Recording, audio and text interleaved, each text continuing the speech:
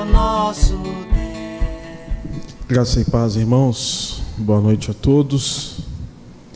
Deus esteja nos abençoando. Muito bom estarmos louvando ao Senhor. Alguns irmãos que certamente com saudades do templo, né, de voltar ao culto presencial, muito importante. Irmãos, por mais que a gente use a tecnologia, o negócio é aqui. Não é verdade? Mais que a gente tenha o uso, mas é estarmos juntos, podemos adorar o Senhor nosso Deus juntos, e Deus habita no meio dos louvores. Deus fala quando o seu povo se reúne em nome dele, e essa foi a promessa de Jesus: quando 2 ou 3 se reunirem em nome dele, ali ele estaria. Louvado seja o nome do nosso Deus. Irmãos, convido a igreja a abrir o livro de 1 Timóteo, capítulo 4, 16, e também em Gênesis 49, verso 22, dois textos da palavra do Senhor. Então, o primeiro deles, 1 Timóteo 4, 16.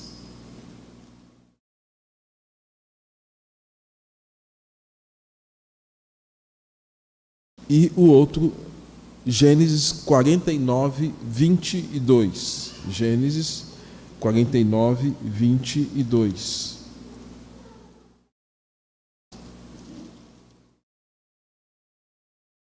E eu vou pedir que a igreja leia os dois versículos comigo.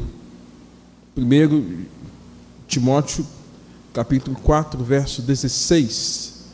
E posteriormente, Gênesis, capítulo de número 49, verso 22.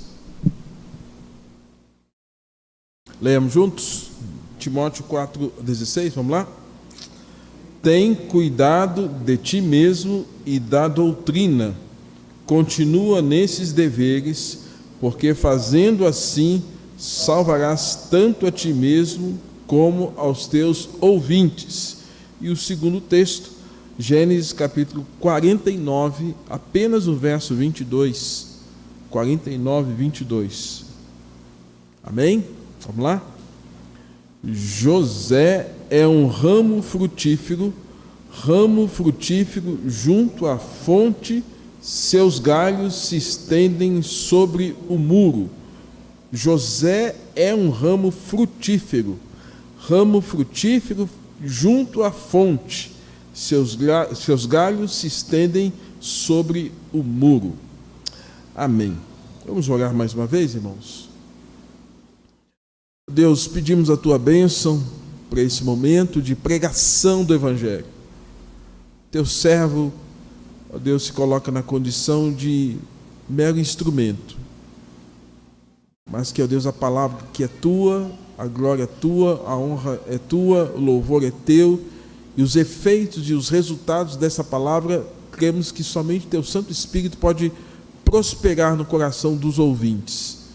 Ó Deus, assim contamos com o perdão dos nossos pecados e com a graça salvadora do Senhor sobre cada um de nós. Em nome de Jesus. Amém. Irmãos, parece que não, mas para nós como igreja, a pandemia mudou o nosso calendário, mudou a nossa agenda, a gente está tendo que refazer, readaptar muita coisa. Eu quero dizer para você que pós-pandemia não teremos as coisas funcionando como eram antes. Então nós temos que nos ajeitarmos, né?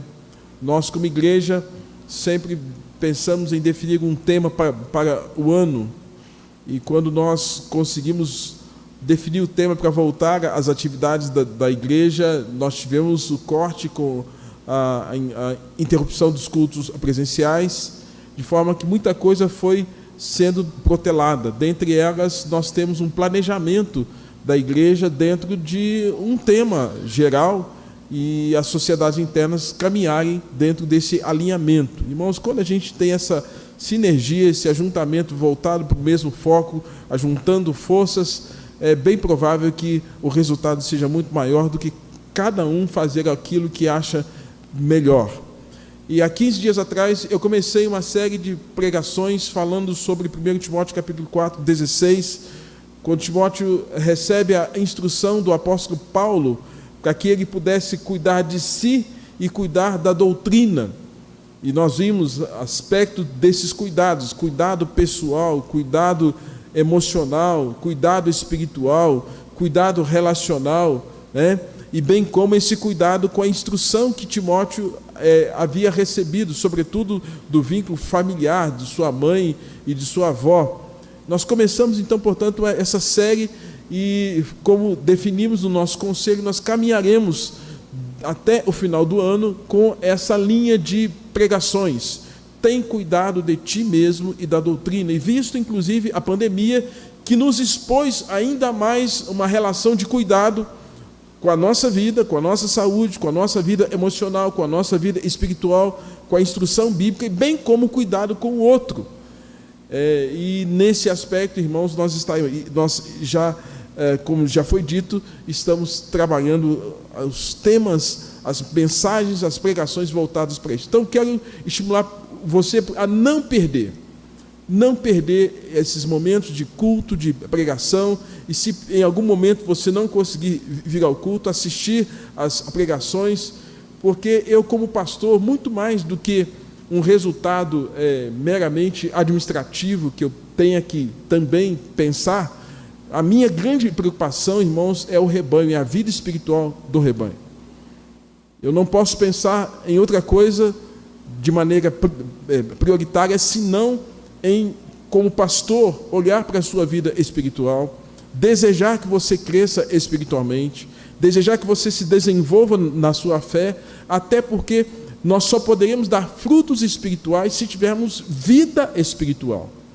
E se você não tiver vida espiritual, é bem provável que você ligue a sua vida religiosa no piloto automático e siga em frente. Deus é gracioso, pode até ser que muita coisa aconteça, mas se a sua vida espiritual não estiver alinhada à vontade soberana de Deus, eu quero dizer para você que pode haver galhos, folhas, mas não haverá fruto. Então, o meu desejo como pastor é que cada membro, desde uma criança, adolescente, tenha, sobretudo, a consciência da vida espiritual. E se nós tivermos a consciência, irmãos, dessa questão da nossa espiritualidade, que não é religiosidade, da nossa vida espiritual, é bem provável que nenhum de nós vai se apostatar da fé. Nenhum de nós vai abandonar a igreja. Nenhum de nós vai abandonar ministérios, porque estamos ligados à videira, estamos sendo supridos por essa videira. Então, desde já eu quero chamar a sua atenção, né? Hoje cedo nós falamos que vida cristã é coisa séria, liderança é coisa séria e servir a Deus é coisa séria. E eu quero que você entenda que nós estamos aqui por uma causa muito maior do que uma causa humana. Nós estamos aqui por um cuidado de Deus, por causa da graça de Deus que nos alcançou e por esse chamamento a servi-lo como crentes, e sobretudo nesse momento em que a pandemia acentuou ainda mais a consciência de morte de cada um de nós. Nós vimos hoje aqui da nossa igreja, eu chamei à frente, quem não estava aqui hoje cedo, pelo menos 13, 14 pessoas vieram aqui à frente, eu chamei à frente para que a gente pudesse ter um espírito de gratidão, porque foram 13, 14 pessoas, e alguns que não estavam, que foram expostos ao vírus, e que poderiam ter as suas vidas ceifadas. E se não foi, é porque Deus tem um plano, é que Deus quer nos ensinar alguma coisa. Então, quero, irmãos, trabalhar com os irmãos nesta manhã, inclusive desci do púlpito, para ficar um pouco mais perto dentro dessa possibilidade, para a gente falar de espiritualidade, para nós conversarmos sobre devocional, vida com Deus. Como está a nossa vida com Deus? Li os dois textos, Paulo instruindo Timóteo: tem cuidado de ti mesmo e da doutrina. Continua nesses deveres, porque fazendo assim salvarás tanto a ti mesmo quanto aos teus ouvintes. Na tradução NVI diz assim: atente bem para a sua própria vida e para a doutrina, preservando nesses deveres, pois fazendo isso você salvará tanto a si mesmo quanto aos que te ouvem. Dentro desse contexto, princípios: cuidar de si, cuidar da doutrina, do ensino, da vida emocional, da vida relacional, da vida espiritual, da instrução que é recebida. Segundo texto, Gênesis 49, 22. uma referência a José. José, filho de Jacó, Israel, com Raquel, 2 filhos, Benjamim e Raquel, filhos do relacionamento de José, de Israel com Raquel.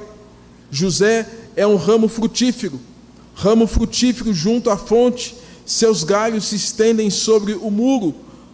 Em si, o que o texto quer nos ensinar: ramo não tem autoexistência. Todo ramo está ligado a uma estrutura, a uma árvore, a uma videira. Não tem como um ramo ter autoexistência. José, ele não tinha autoexistência. José estava ligado a uma estrutura, a um propósito, a um ato soberano. José era frutífero, ou seja, não tinha apenas galhos, não tinha apenas folhas, mas ele tinha frutos. José estava plantado junto à fonte, como diz o texto, e essa fonte, irmãos, significa alguém plantado próximo às águas, que nutre as raízes e que fortalece nos dias difíceis. Os galhos que se estendem extramuro, que vão além do muro. Não sei se vocês já perceberam que dá para que a igreja entenda. Nós temos aqui do lado uma casa, e nessa casa tem um pé de acerola. Vocês já viram que parte dos galhos caem para o lado de cá? Eu sei que dá um certo trabalho para a dona Sirlene, mas é bem provável que alguém já tenha provado da acerola que caiu do lado de cá. Esse galho, essa estrutura, é uma estrutura que o galho está extramuro. E a Bíblia fala que José era alguém que é comparado com uma árvore que não só abastecia os seus, mas que abastecia além. E nós sabemos que na história de Israel, ele, como um hebreu, foi sustentado pelo Senhor, e Deus abençoou a vida de José, que ele foi inclusive bênção num contexto de paganismo, Egito. Ele é um ramo que extrapolou os arraiais do povo hebreu, porque até então era um povo, não tinha terra, não era nação, era apenas um povo, um ajuntamento de pessoas, uma família que cresceu. José é esse, irmãos, que está abençoando extramuro. O crente é chamado a abençoar extramuro, além do seu espaço. É nesse sentido, irmãos, que só é possível nós termos essas características bíblicas se formos pessoas que tenham e que mantenham uma vida devocional. Vida devocional, o que é isso? Vida devocional, ou a prática devocional, esse cuidado com a minha devoção, com a minha comunhão, da minha comunhão com Deus, implica na manutenção contínua e constante da minha vida espiritual. Por meio da oração, por meio da leitura bíblica, por meio do louvor, por meio da comunhão, por meio da confissão, por meio da meditação na palavra do nosso Deus. As práticas devocionais, portanto, irmãos, são um grande exercício de sobrevivência e de plenitude espiritual. Se você não tiver nesse kit de sobrevivência, oração, leitura da palavra, meditação, devoção, a comunhão, o louvor, se você não tiver esse kit, não estiver fazendo uso desse kit, é bem provável que você seja um soldado enfraquecido. E muitas vezes nós temos nas nossas igrejas muitos crentes enfraquecidos porque não fazem uso do kit de sobrevivência. E aí, quando se enfraquece, a tendência é a apostasia, o abandono da igreja, a projeção de culpa, como que se os outros fossem culpados por aquilo que ele não buscou e não fez. Porque eu tenho muita dificuldade de pensar que um crente que ora, que lê a Bíblia, que busca o Senhor, que busca uma vida na plenitude do Espírito Santo, abandona a igreja. Pessoas que muitas vezes dão para trás são pessoas que não cultivam a vida espiritual. E é nesse sentido, irmãos, que nós precisamos estar entendendo que o apóstolo Paulo, ele está instruindo a Timóteo, e citando o texto de Gênesis, o quanto é importante nós termos essa consciência da prática devocional, da prática da devoção.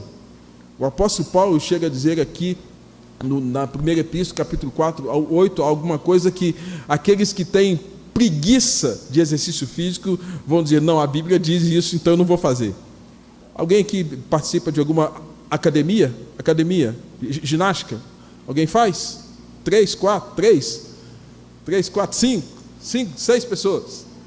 O apóstolo Paulo, ele fala assim, olha, pois o exercício físico para pouco é proveitoso.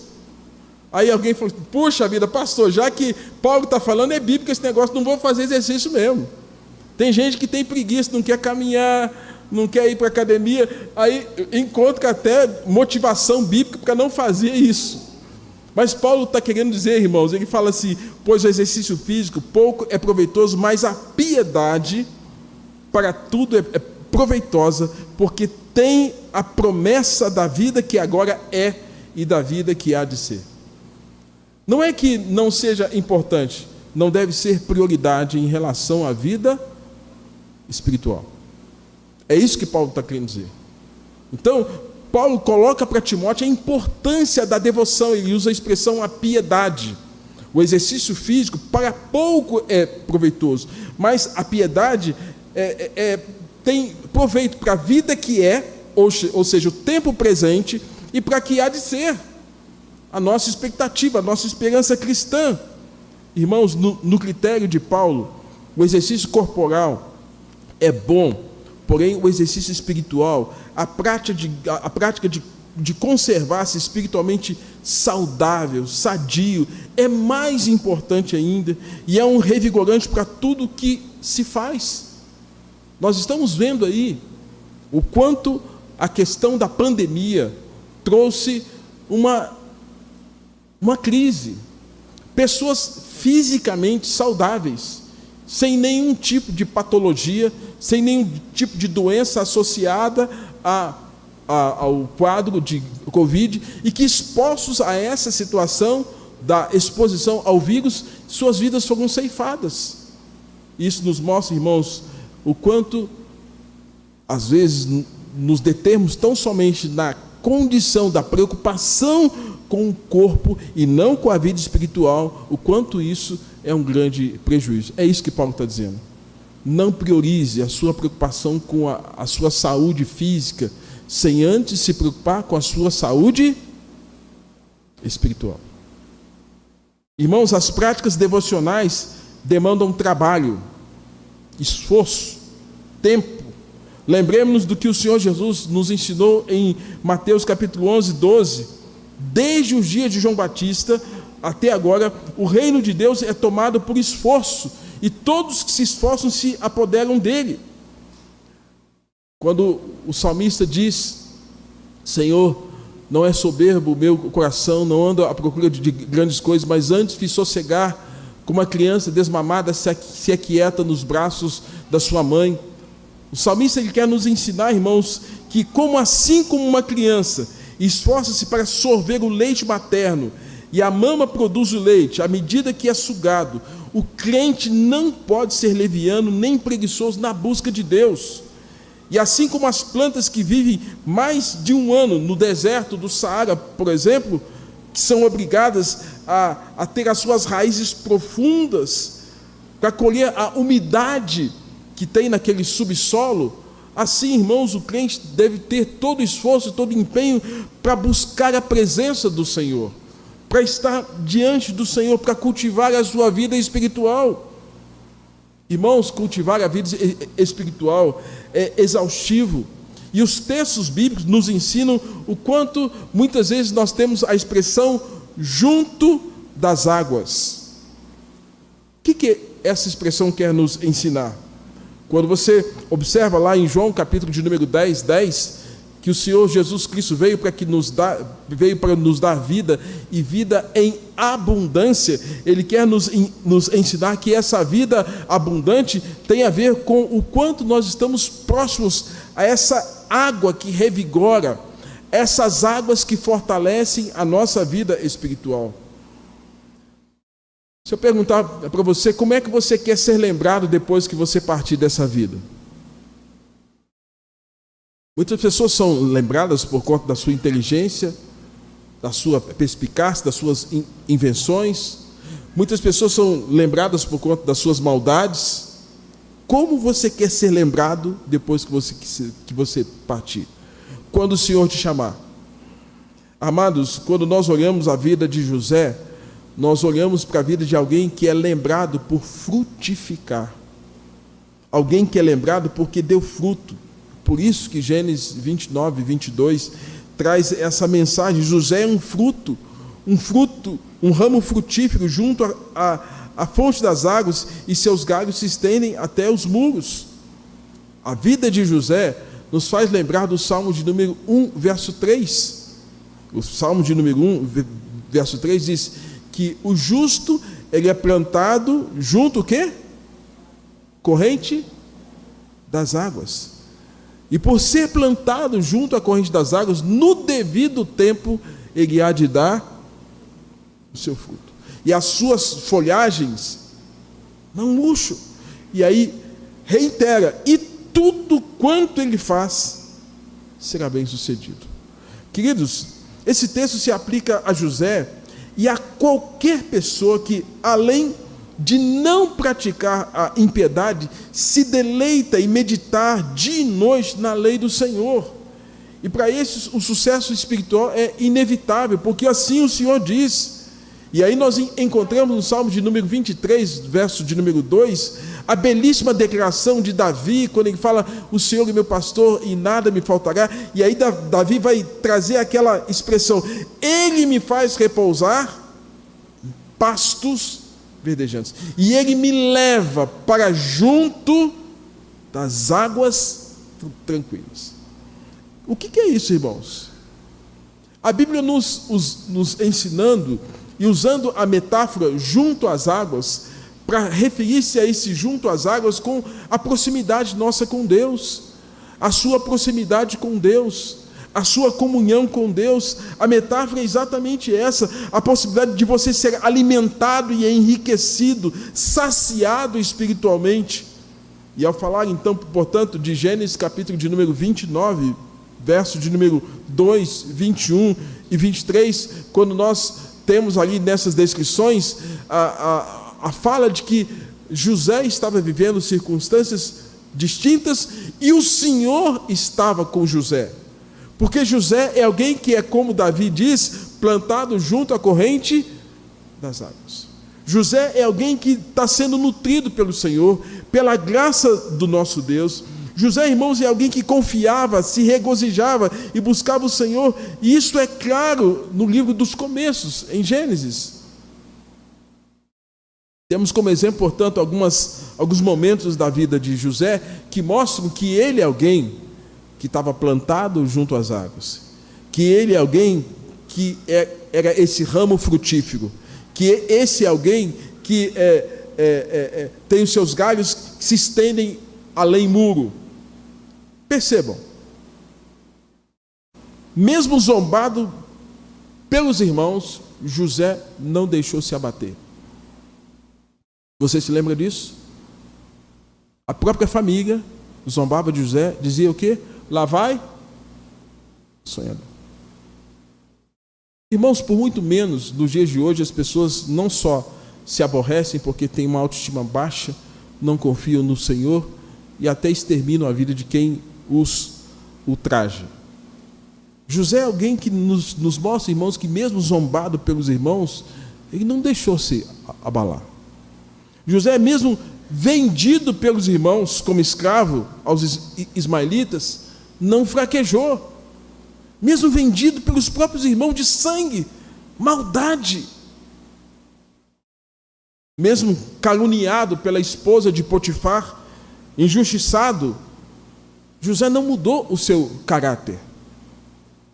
Mesmo jogado numa prisão injustamente, José não perdeu a sua fé e não andou em estado de murmuração, reclamando de Deus, de Yahvé, reclamando do copeiro, do padeiro, dos irmãos. José, irmãos, está vivendo tudo aqui numa resiliência espiritual tremenda, numa força, num encorajamento, numa capacidade de enfrentamento muito, muito grande, num tempos de adversidade. E mesmo esquecido pelo copeiro-chefe, ele não se revolta e mesmo vivendo os tempos de vacas magras, 7 anos de vacas magras, José não se deixa abater, mas com a capacidade mental, com a capacidade espiritual, José vai lidar com os enfrentamentos que houveram sobre ele. Por quê, irmãos? Porque José é alguém plantado junto à corrente das águas. José é esse homem zombado, vendido, caluniado, jogado, esquecido, vivendo tempos difíceis, mas não se abate. Amados, por muito menos, é bem provável que muitos deixariam a fé cristã, se voltariam contra Deus e se sentiriam injustiçados e abandonados pelo Senhor, como quem diz: Deus esqueceu de mim. Vocês se lembram na história de Israel, que pregamos aqui sobre o livro de Jeremias, como, a despeito de todo o cuidado de Deus, o povo estava dizendo: Deus não se importa conosco, então nós não nos importaremos com ele. Amados, José é esse exemplo para nós de alguém que é nutrido, fortalecido. José é um ramo frutífero. Ele é um ramo que estava ligado a Deus, como Jesus nos ensina a necessidade de estarmos ligados à videira, que é Cristo. Ele é frutífero, ou seja, na vida dele não havia apenas folhas, tinham frutos. E nós sabemos, irmãos, que Paulo vai ensinar em Gálatas capítulo 5, quanto nós precisamos, dia após dia, evidenciar o fruto do Espírito com aquelas 9 virtudes que são descritas ali: amor, alegria, paz, bondade, longanimidade, benignidade, fidelidade, mansidão, domínio próprio. O quanto nós precisamos disso todos os dias. José é esse ramo frutífero, José é esse homem plantado junto à fonte das águas, por isso as suas raízes eram profundas.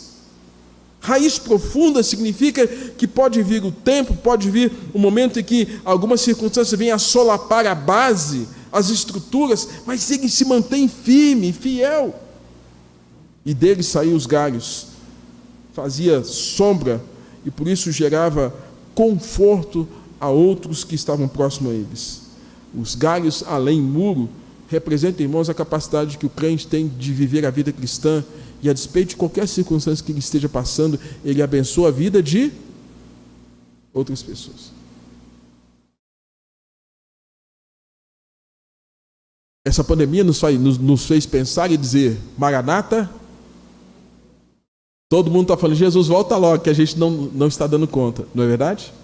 Jesus, volta, porque tanta morte, tanto sofrimento, tanta angústia. Mas, amados, não adianta a gente falar de Maranata se a gente não prega. Não adianta falar a Maranata se você não testemunha a sua fé.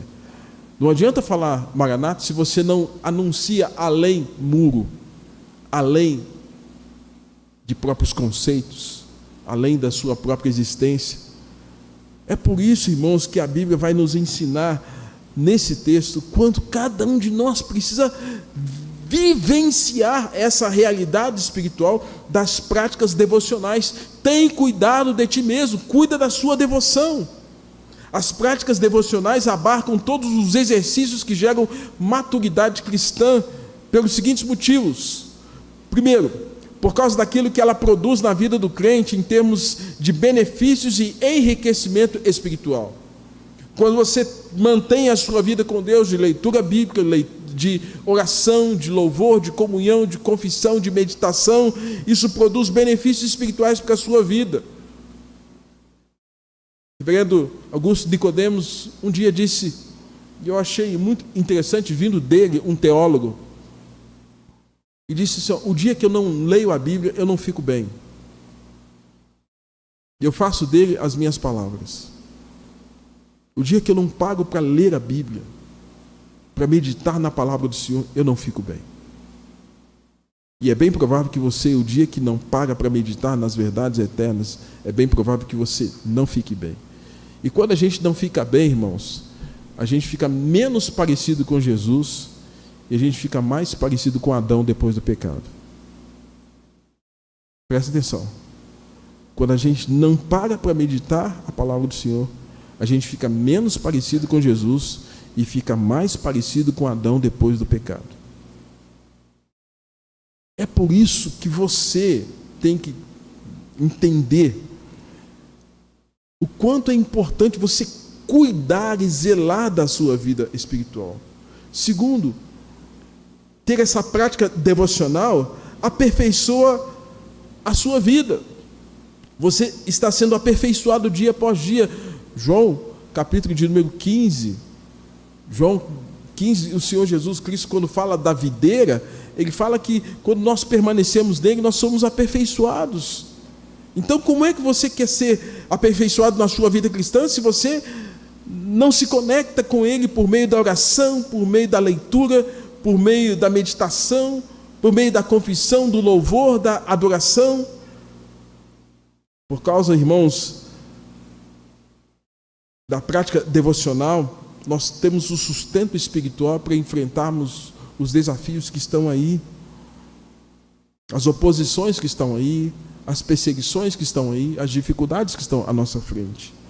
Por causa da prática devocional, pelo fato de que Deus está conosco, vai aperfeiçoar a sua comunhão com Deus, aperfeiçoar a sua vida com Deus. É certo que o cuidado é do próprio Deus, que se apresenta como um pai, como um pastor, como um conselheiro e guia. E é este bom pastor que vai abastecer a sua ovelha, as nossas vidas, que somos ovelhas do seu pastoreio, o rebanho do seu pastoreio. É Ele que vai renovar as nossas forças. É Ele que vai nos dar entusiasmo para enfrentamento dos dias difíceis. Quer seja na vida familiar, como esposo, como esposa, como filho, como funcionário, como patrão, como empresário, ou como um empregado, como um estudante, como alguém que está servindo ao Senhor e vivendo a vida cristã na perspectiva de ter as Escrituras como regra de fé e prática. Queridos, Deus nos ensina isso. Isaías capítulo 44, versos 3 e 4. O Senhor diz que haveria de derramar água sobre o sedento. Quando ele diz assim: porque derramarei água sobre o sedento e rios sobre a terra seca, derramarei do meu espírito sobre a tua prosperidade, e a minha bênção sobre os seus descendentes, e brotarão como erva, como salgueiro junto aos ribeiros das águas. Ou seja, irmãos, nós temos que dizer, tal qual os salmistas, Salmos 42, Salmos 62, a minha alma tem sede de Deus, eu tenho sede, eu tenho desejo pelas coisas de Deus. E ele diz que quando nós reconhecemos que nós precisamos dele, ele derrama água. Muito se fala, já ouvi muitos sermões do reverendo Hernandes Dias Lopes, onde ele fala o que Deus tem para dispensar sobre o seu povo num grande avivamento, o avivamento pessoal, o avivamento coletivo, mas muitas vezes o avivamento não vem porque nós não reconhecemos a nossa sede. As coisas não mudam porque nós não revelamos a nossa necessidade. Queridos, Deus está dizendo na sua palavra o quanto Ele quer nos abastecer. Derramarei água sobre o sedento e rios sobre a terra seca. A metáfora aqui é terra seca, pessoas, famílias, nações, povos. E Deus quer dispensar, quer nos dar graciosamente esses benefícios espirituais para nos enriquecer, e tal qual Ele nos ensina aqui, para que nós estejamos brotando como salgueiros. O que é um salgueiro? Não é escola de samba lá do Rio de Janeiro não, tá? Salgueiro aqui é uma planta, é uma árvore. Salgueiros eram árvores que crescem perto de rios, águas que crescem perto de torrentes de águas, ou águas que vinham das montanhas, quando de repente vinha aquele tempo de frio, de gelo, e agora vem o tempo de calor, a neve vai se derretendo. Esses salgueiros, eles crescem muito próximos às fontes das águas, e eles crescem de tal forma, irmãos, com tanta intensidade, que ficam verdinhos, bonitos, geram sombra, a ponto de, no Salmo de número 137, nós temos a descrição do salmista dizendo assim: junto aos rios da Babilônia, rio Tigre e rio Eufrates, ali nos assentávamos e chorávamos e nos lembrávamos de Sião sobre os salgueiros, essas grandes árvores que há no meio dela, pendurávamos as nossas harpas. O povo hebreu fazendo uma referência do período do cativeiro, que próximo aos rios da Babilônia, ali diante daqueles salgueiros, daquela sombra, naquele lugar de apaziguamento, eles eram contemplados com a sombra. Então, irmãos, a Bíblia quer nos ensinar que Deus quer derramar água para quem está com sede. Sede de Deus, sede do Evangelho, sede da palavra. Jeremias, capítulo de número 17, 7. Esse texto eu gostaria que a igreja pudesse ler comigo. Abra aí a sua Bíblia. Jeremias 17, 7.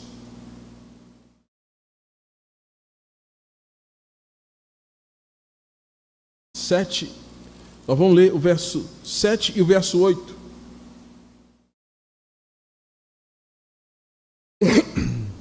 E eu recomendo que você grife esse texto na sua Bíblia. Medite nele, porque ele traz uma mensagem preciosa para o nosso coração nesses tempos difíceis.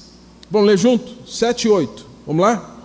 Bendito o homem que confia no Senhor e cuja esperança é o Senhor, porque ele é como árvore plantada junto às águas, que estende as raízes para o ribeiro e não receia quando vem o calor, mas a sua folha fica verde, e no ano da sequidão não se perturba, nem deixa de dar fruto. Que maravilha! Que texto maravilhoso! Bendito o homem que confia no Senhor, que a sua confiança está no Senhor. E a comparação, a metáfora, ele é como esse salgueiro, ele é como essa árvore plantada junto à corrente de águas, que estende as suas raízes para o ribeiro. E diz aí, qual a consequência de ser esse homem que confia, ser esse jovem, essa mulher, esse adolescente, esse idoso que confia no Senhor? Ele não temerá quando chegar o calor, porque as suas folhas estão sempre verdes. Não ficará ansiosa no ano da seca, nem deixará de dar fruto. O que esse texto quer nos ensinar, irmãos?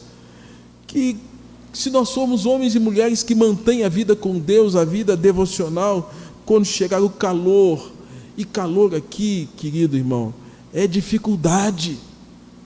Calor aqui, meu irmão, é provação. Calor aqui é tribulação. Calor aqui é perseguição. Quando vier isso, quando vier o calor, o que vai acontecer? Primeiro, ele vai dizer: as suas folhas não vão murchar. Tem gente que às vezes, porque não mantém a vida com Deus. Você se lembra daquele desenho que tinha um indivíduo que ele andava parecendo com uma nuvenzinha na cabeça dele, em cima da cabeça? Ou então como aquele que dizia assim: ó dia, ó vida, ó céus. Tem gente que é assim, crente assim. Eu falei: meu Deus do céu. Ai, pastor, ó vida, ó dia, ó céu. Você vai conversar, você não encontra nada de graça, nada de bênção, nada de bom. É só reclamação, é só lamento. E às vezes a gente vai ficando velho, né? Enquanto só vai falar de doença. Ai, misericórdia, pior, eu não quero ficar velho não, tá, gente? Porque velho, quando encontra, aí fala assim: eu estou doente, eu também estou. Aí ele não quer perder. O que ele faz? Ele quer mostrar que a doença dele é maior que a do outro. Eu estou com dor aqui no pé. Nossa, mas eu estou com dor aqui nos quartos. O que é isso, gente? Só falando de coisa ruim. Gente, a Bíblia não nos ensina em Isaías 40, os que confiam no Senhor renovam o quê? Sobem águias. Caminham e não se cansam, não se fadigam, porque confia. Irmãos, pensa você, eu vou dizer assim, se você for um crente que só vê o lado negativo da força,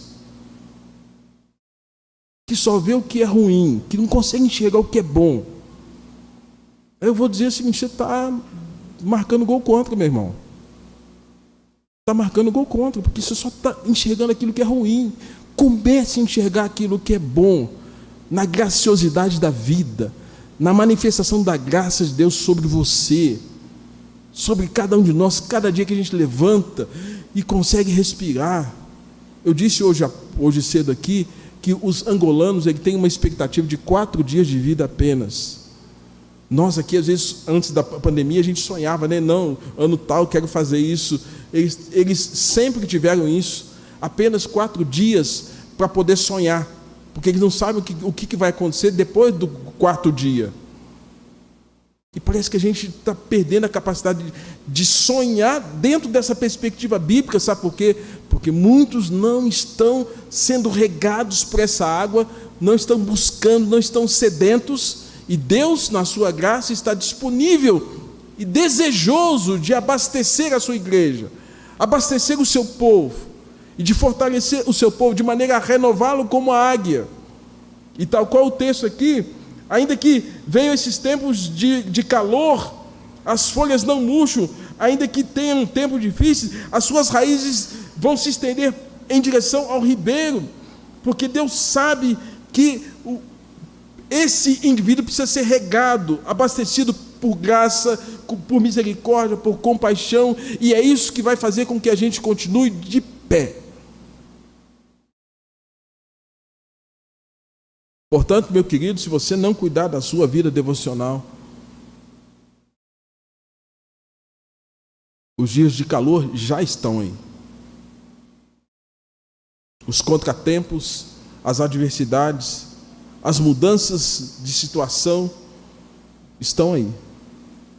Cada vez mais imputando sobre nós tribulações, perseguições, adversidades. E se não priorizarmos o reino de Deus em relação à nossa vida espiritual, evidentemente galhos e folhas e não frutos poderão vir. O crescimento espiritual, irmãos, é sempre para a glória de Deus, é sempre para que Deus seja exaltado. Nenhum de nós deve pensar em crescer para a glória própria, para orgulho próprio, para a vaidade própria, mas todo crescimento deve ter como premissa a fala de João: importa que ele cresça e que eu diminua. Por isso, irmãos, estar plantado próximo à corrente das águas da graça se destina tanto para nós, para nos fazer crescer espiritualmente, quanto para a glorificação do nome do nosso Deus soberano. João capítulo 7, verso 38, Jesus disse: quem crer em mim, como diz a Escritura, no seu interior fluirão rios de água viva. Então é da vontade soberana de Deus que usemos essas águas para nos tornarmos rios de água viva, a percorrer pelas regiões áridas do mundo, pelos lugares áridos de Belo Horizonte, as famílias, os locais de trabalho, as escolas, os bairros onde cada um de nós tem boa parte do tempo envolvida, trabalho, família, escola, e você ali, se alguém que esteja fluindo esse rio de água viva, que é a ação do Espírito Santo sobre a sua vida, através de você, trazendo o Evangelho a outras pessoas. Há 2 passagens, irmãos, das Escrituras que nos fazem lembrar acerca do propósito de Deus, de nos ensinar acerca desse junto às águas, dessas águas que fluem. Convido você a abrir Ezequiel capítulo de número 47. Ezequiel capítulo 47. Eu não vou ler o texto todo, mas esse Ezequiel capítulo 47 fala sobre a torrente das águas purificadoras. O verso 1 diz assim: depois disso, o homem me fez voltar à entrada do templo, e eis que saíam águas debaixo do limiar do templo, para o oriente, para a face da casa, dava para o oriente. E as águas vinham debaixo da banda direita da casa e da banda do sul do altar. Ele me levou pela porta do norte e me fez dar volta por fora até a porta exterior que olha para o oriente. E eis que corriam as águas do lado direito.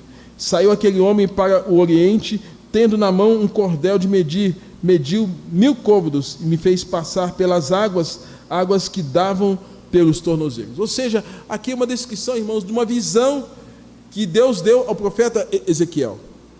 E a visão que Deus dava é que, no contexto de Israel, do templo, que debaixo do templo fluía um rio de água, um pouco de água. E essas águas que fluíam do templo, elas iam cada vez mais aumentando o seu volume.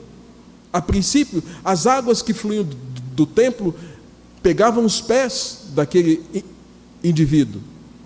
Segundo momento, as águas pegavam já os artérios do tornozelo, depois pegavam nos lombos, depois as águas eram tão intensas que não tinha como passar andando, senão somente a nado. E, amados, a partir disso a gente tem que ter a seguinte compreensão. Naquele contexto, as águas que fluíam do templo era a adoração a Deus que era realizada em Jerusalém. Deus se manifestava. Naquele momento, a Arca da Aliança, a glória de Deus presente naquele lugar, e que, à medida que saía do templo, fluía, e as pessoas eram abençoadas e beneficiadas. E, amados, essas águas, tal qual na descrição, águas que saíam de Jerusalém e depois iam em direção ao Mar Morto. O Mar Morto é uma depressão geológica onde tem cerca de 400 metros abaixo do nível do mar. Você pega o nível do mar, aqui, 400 metros abaixo. É a parte mais baixa do mundo. E essas águas que saíam de Jerusalém desciam pelo Rio Jordão até chegar no Mar Morto. E isso, irmãos, parece que não, mas até na geografia Deus está nos ensinando algo tremendo, que de onde tem vida vai regando pelo meio do caminho para que a vida chegue onde tem morte. E aqui para nós, irmãos, essas águas que fluem do templo é a palavra de Deus, é a glória de Deus, é a verdade do Evangelho que flui e que vai perpassando caminhos. E o rio Jordão, ele tem cerca de 105 quilômetros. O rio vai, como que na sua sinuosidade, vai regando, e o que está plantado junto ao rio vai crescendo, vai tendo vida, vai regando para chegar depois no Mar Morto. Mas essas águas também, irmãos, não só chegam no rio, que saem do templo, passam pelo Jordão e chegam até o Mar Morto, mas essas águas também têm uma ramificação que chega no Mar Mediterrâneo. E chegar no Mar Mediterrâneo significa que agora, chegando no mar, as possibilidades que estão diante, além mar, são muito grandes. E a metáfora que nós temos que entender aqui, irmãos, que as águas que fluem do templo tem a ver com a palavra de Deus que sai do púlpito e que chega no coração das pessoas e que deve trazer transformação ao coração dos ouvintes, e que chega em gente que está morta espiritualmente, que chega em gente que está sendo nutrida espiritualmente, fortalecida espiritualmente. Essa palavra que você prega na sua casa, que chega no coração do filho, que chega no coração do esposo, essa palavra que você prega para o seu vizinho, essa palavra que você prega aos seus amigos, que vai chegando em vidas outras, e essa palavra vai trazendo renovação, conforto, vai trazendo fruto. Mas também, essas águas que saem do templo, e que vão até o Mediterrâneo, representam, irmãos, a expansão do Evangelho. O quanto essa palavra tem que chegar de maneira global para alcançar o mundo todo. E dentro disso nós temos a palavra do Senhor Jesus, e de, portanto, fazer discípulo de todas as nações. Queridos, então quando nós olhamos para a nossa devoção, nós não temos ideia que quanto nós nos alimentarmos espiritualmente, o quanto de gente pode ser beneficiada pela vida e pela consagração que você tem para com Deus. Nós oramos aqui semana passada pela vida do Francisco. Ele estava na nossa reunião, quarta-feira, na sexta-feira. O irmão está se preparando para ir para a Colômbia. Eu disse para ele, não sei, tinha poucas pessoas da igreja.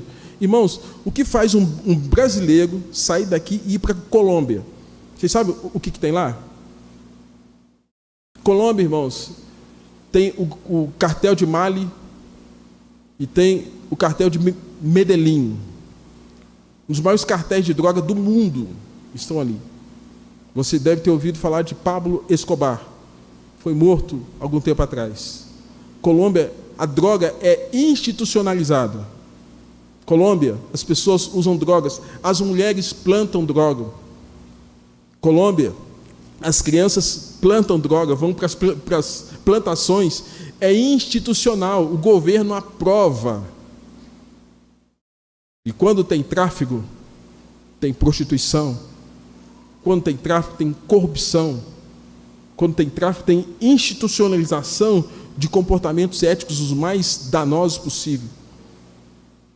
E aí chega alguém e fala assim, eu estou indo para lá. Alguém poderia dizer, não, você é louco. Eu disse para ele na sexta-feira, quando eu estava na região de São José do Rio Preto, um irmão nosso, Maurílio, foi para a Colômbia. Fui lá com a sua esposa, Blaia. Foi para ser missionário na Colômbia, ligado a Jocum. E, amados, foi naquele tempo em que eles estavam matando crentes, os cartéis, as Farc, e ele foi para lá. Só que chegou lá, foi tão complexo a presença dele lá, que para preservar a vida dele, ele voltou para o Brasil por conta da exposição de pregar o Evangelho naquele contexto. Deus tinha planos. Mas, irmãos, como é que nós vamos sair de Jerusalém se não houver poder de Deus sobre as nossas vidas? Como é que nós vamos pregar para a Judéia se você não for um homem, uma mulher encorajada?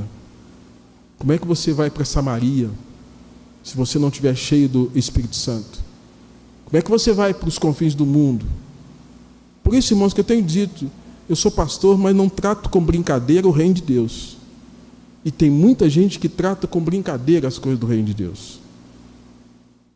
Porque é compromisso de vida. Alguma decisão que a gente pode tomar, a nossa vida pode ser exposta. A gente pode até morrer. E eu, como pastor, já fui ameaçado de morte. Alguém disse, pastor, cuidado que meu marido tem uma arma. Então, irmãos, não é brincadeira. Por isso que, entenda o seguinte, você entende que você pertence a Deus, você tem que cuidar da sua vida devocional. Porque da sua vida pode fluir muita coisa que abençoa a vida de tantas outras pessoas a partir da sua casa. Mas se você levar de qualquer maneira, é bem provável que você vai ser um religioso, pode ser um religioso nota 10, mas espiritualmente distanciado de Deus. E cuidar da vida devocional, cuidar da devoção, é estar plantado junto a essa corrente das águas que no devido tempo vai dar seu fruto. E aí, à medida que nós estivermos sendo regados pelo Senhor, nós frutificarmos para a sua glória e para o seu reino. E aí eu concluo, irmãos, com alguns benefícios espirituais e bênçãos espirituais advindos da prática devocional. Quais os benefícios que a gente tem quando a gente leva a sério essa nossa vida com Deus? Nada mais é do que você ter o seu tempo diariamente para orar, para ler a Bíblia e meditar no que ela ensina e alinhar a sua vida ao que ela diz. 1 Timóteo prioriza a piedade em detrimento do exercício físico, nós vimos aqui. O que acontece quando você mantém a sua vida devocional? Primeiro, você alimenta o espírito e enfraquece a carne. Alimenta o espírito e enfraquece a carne. Segundo, você aperfeiçoa o seu caráter cristão. Nosso caráter cristão, nós já somos selados por a eternidade, mas nossa vida está sendo tratada dia após dia. Nós somos aperfeiçoados dia após dia. Terceiro, você tem a sua fé, a sua comunhão renovada diariamente. Diariamente. Diariamente. Quarto, você tem diminuído a sua distância do Deus soberano. Diminui a distância. Quando você ora, lê a Bíblia, adora o Senhor, medita na palavra, para viver a vida espiritual, esse distanciamento de Deus fica menor.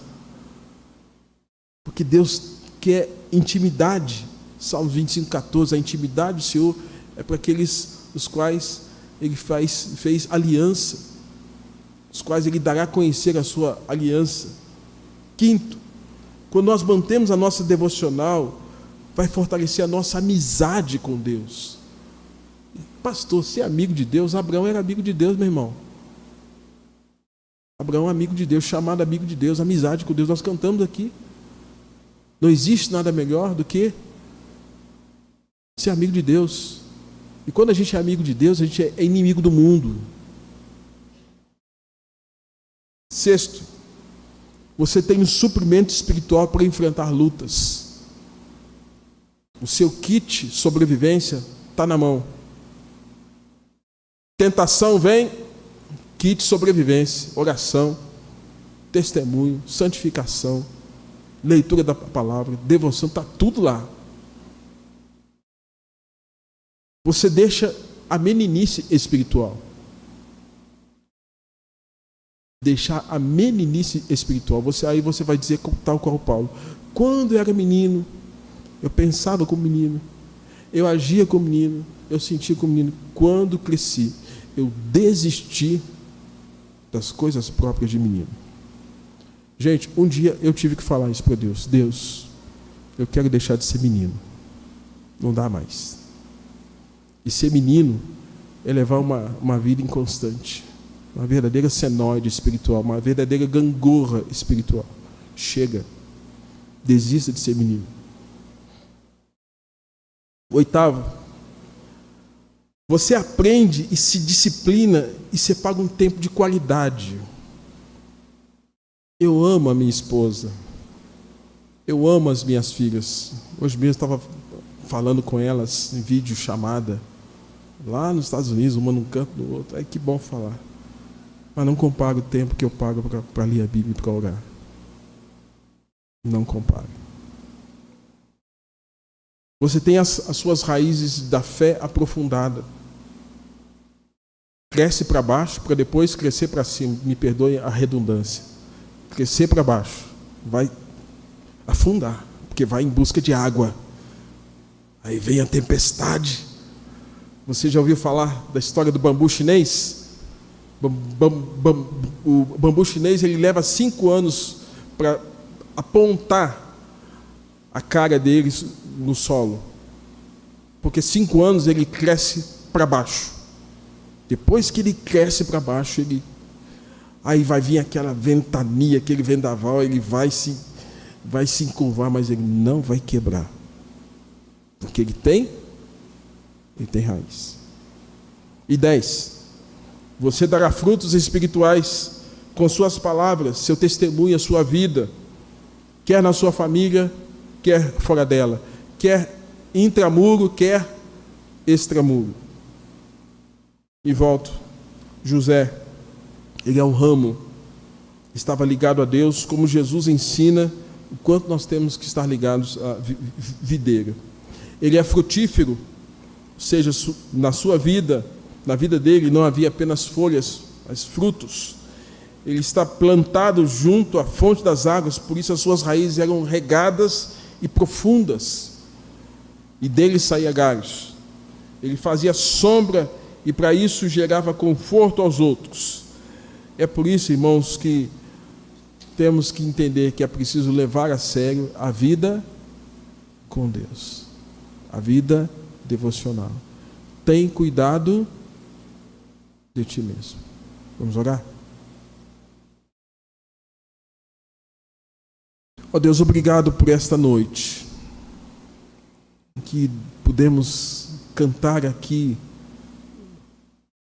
o hino 116, mais perto quero estar, meu Deus, de ti. Momento que pudemos também, ó Deus, ler os Salmos 27, uma coisa peço, Senhor, e a buscarei, que eu possa meditar, que eu possa morar na casa do Senhor todos os dias e habitar no teu santo templo. Ó Deus, obrigado porque podemos cantar aqui, te louvarei, não importam as circunstâncias, porque nós estamos perto do Senhor. Torna isso verdade para cada um de nós nesta noite. Que a Igreja do Vale seja uma igreja cada vez mais fortalecida. Fortalecida na palavra, na comunhão, no louvor, na adoração, no testemunho, na evangelização. E daqui flua, como no templo, nos dias de Ezequiel. Flua do templo, graça, glória. E, ó Deus, impacte a vida de outras pessoas. E quando nós não tivermos condições de andar, saber que o Senhor está nos conduzindo, porque o Senhor há de nos conduzir, ó Deus, nos protegendo, para que nós não sejamos afogados, mas muito pelo contrário, as águas vão trazer vida e graça abundante sobre a vida de muitas pessoas. Ó Deus, se alguém aqui nesta noite tem vivido uma vida espiritual de maneira distante, seja uma noite de aproximação, de confissão, de reconhecimento da necessidade do Senhor. Se alguém, ó Deus, está longe de ti por conta de pecado, ó Deus, que haja um coração arrependido e voltarem-se para o Senhor. E que todos nós, jubilosos, ó Deus, possamos dizer, ó Deus, nosso contentamento, a nossa celebração ao Deus que nos chamou da morte para a vida e nos chamou para pregarmos o teu santo e glorioso Evangelho. Assim nós oramos e nós agradecemos em nome de Jesus. Amém. Amém. Vamos estar de pé, irmãos?